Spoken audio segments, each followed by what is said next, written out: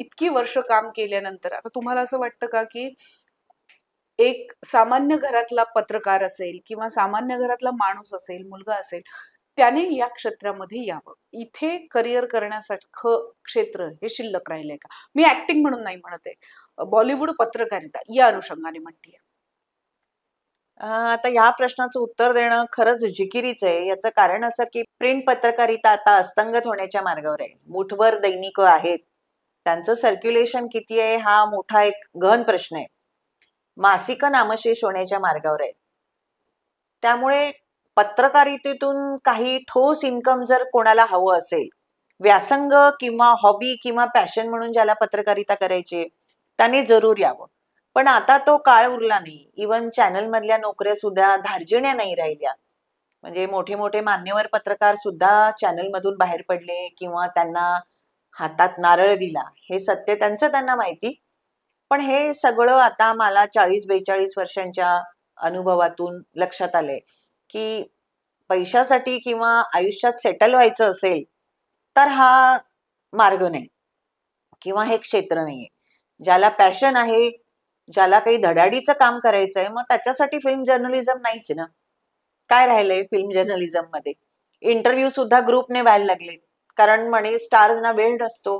त्यांचे प्रचारक सांगतात ग्रुप में बात करेंगे आणि मग स्टार आणि मीडिया यांच्यामध्ये प्रचारक बसतात.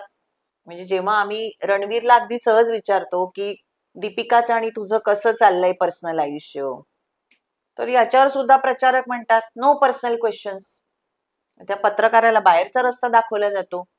तिथे हे बघितलं जात नाही की तो पत्रकार वेटरन आहे किंवा याच्यात काही गॉसिप नाहीये. पण पर्सनल प्रश्न विचारायलाच देत नाही. त्यामुळे it has become a very difficult की स्टार्सचं व्यक्तिगत आयुष्य जाणून घ्या.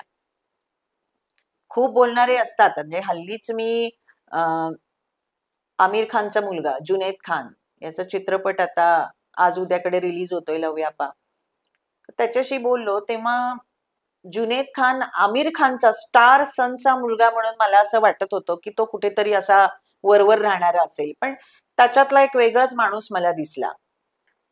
तर त्याने तिथे असलेल्या प्रचारकाला सुद्धा दम दिला की विचारू दे पत्रकारांना. कमीत कमी अर्धा पाऊण तास पत्रकारांशी बोलल्याशिवाय ते काय लिहिणार माझ्याबद्दल? फक्त माझा काय रोल आहे तेवढंच लिहिणार का?